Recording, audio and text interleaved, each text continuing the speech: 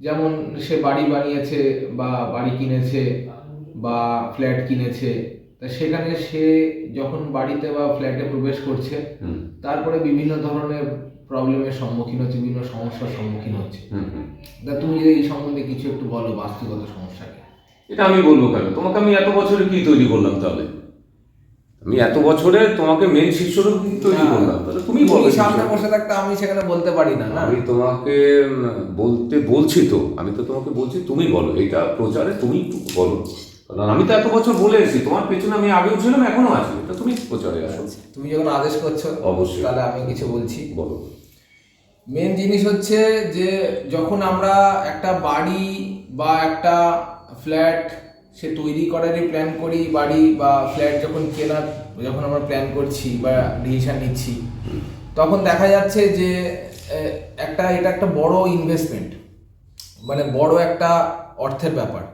কিন্তু আমরা হঠাৎ করে বাড়িটা একটা পছন্দ করছি কি দেখে, যে বাড়িটা কেমন দেখতে বা ফ্ল্যাটটা কেমন দেখতে, কোথায় আমাদের রান্নাঘর, কোথায় বাথরুম, এগুলো কিন্তু লক্ষ্য করছি না, আমরা তার সাইজটা দেখছি যে আমরা কত বড় ফ্ল্যাটটা কিনছি। অনেকেই বলে আমরা 700 square feet, 800 square feet, 900 square feet, 2000 square feet আমরা ফ্ল্যাট কিনছি বা একতলা বা দুতলা বাড়ি কিনছি।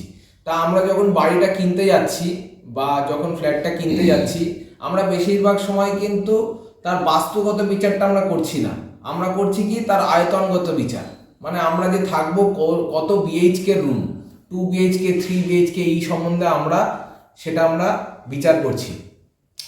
কিন্তু মেন আমরা যে ওখানে একটা অর্থ আমরা দিচ্ছি, তা এটা কিন্তু মনে হয় সবার আগে দেখা উচিত যে বাস্তুগত বিচার, তার এন্ট্রান্স ফার্স্ট হচ্ছে এন্ট্রান্স দিয়ে দেখা উচিত, যে আমরা ঢুকছি কোন দরজা দিয়ে, ঢুকে আমাদের বেডরুম যেখানে আমরা সারাদিন থাকবো, ধরো স্বামী স্ত্রী যেখানে থাকবে বা তার বাচ্চা কাচ্চা যেখানে থাকবে, সেই রুমটা সম্বন্ধে, সেই রুমটা কোন দিকে হচ্ছে। কারণ দিকটা কিন্তু বাস্তব দিক দিয়ে দিকটা কিন্তু খুব একটা মানে ভাইটাল জিনিস। তা প্লাস হচ্ছে তার রান্নাঘর, তার বাথরুম পাশাপাশি হচ্ছে কিনা, তা প্লাস হচ্ছে তার জলের ট্যাঙ্কিটা কোন দিকে আসছে হচ্ছে।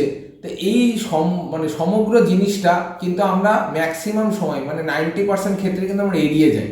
তার ফলে কি হচ্ছে, তার ফলে দেখা যাচ্ছে যে কিছুদিন পর সে যখন ওই ফ্ল্যাটে বা বাড়িতে প্রবেশ করছে, তার বাচ্চা কাচ্চার বিভিন্ন শারীরিক প্রবলেম হচ্ছে বা তাদের স্বামী স্ত্রীর মধ্যে বিভিন্ন ধরনের কলহ সৃষ্টি হচ্ছে বা গন্ডগোলের, যাদের মধ্যে কোনো গন্ডগোল ছিলই না কোনোদিন, সেখানে দেখা যাচ্ছে তাদের মধ্যে গন্ডগোল শুরু হয়ে যাচ্ছে।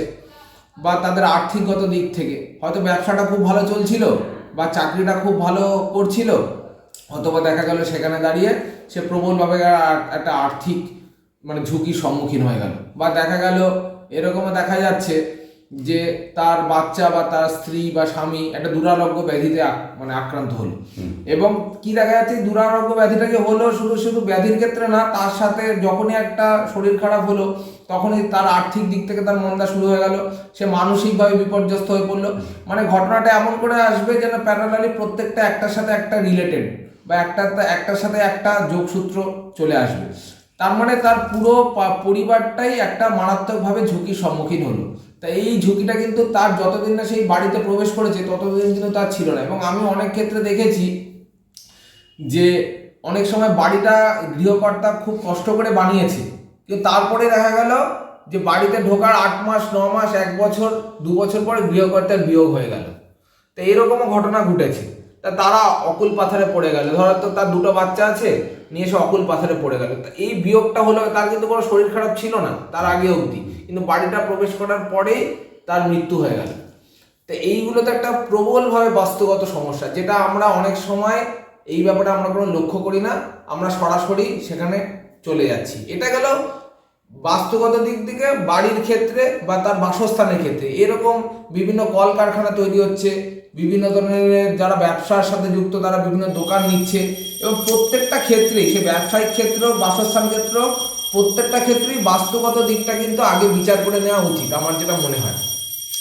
এবং তোমার কাছ থেকে আমরা এটাও দেখেছি বা শুনেছি বা দেখছি যে তুমি অনেক ক্ষেত্রে দেখা গেছে যে সে বাড়িটা করে ফেলেছে বা দোকানটা করে ফেলেছে, তারপরে সে বাস্তুগত এই সমস্যার সম্মুখীন হচ্ছে, সে তো আর সেটাকে ভেঙে ফেলতে পারছে না। হয়তো তোমার কাছে এসে বলছে বা আমার কাছে এসে বলছে, সেখানে আমরা যতটা পারছি তাকে ওই বাসস্থানটা রেখে বা কিছু সামান্য কিছু পরিবর্তন করে তার বাস্তুগত দিকটা যতটা রিকভার করে দেওয়া যায়, যাতে সেই বাধার সম্মুখীনটা না হচ্ছে, তো সেইখানে আমরা চেষ্টা করে থাকি। তা এটাই আমাদের মাধ্যমে যতটা করা যায় সেটা রেখে আমরা সেটা মানে 100% আমাদের দিক দিয়ে আমরা চেষ্টা করি। তাই এটাই আমাদের দর্শকদের কাছে বা আমাদের যে ভক্ত শিষ্য আছে তাদের কাছে এটাই আমাদের বলার বক্তব্য তোমাকে সামনে রেখে, যে যদি কেউ সমস্যার সম্মুখীন হয় তাহলে ভেঙে না পড়ে যদি সেই ঘর বা সেই বাসস্থান বা সেই দোকান বা সেই কারখানাতে কিছু সামান্য পরিবর্তন করে সে যদি আবার নতুন করে তার জীবন শুরু করতে পারে, সেটা আমরা 100% চেষ্টা করি।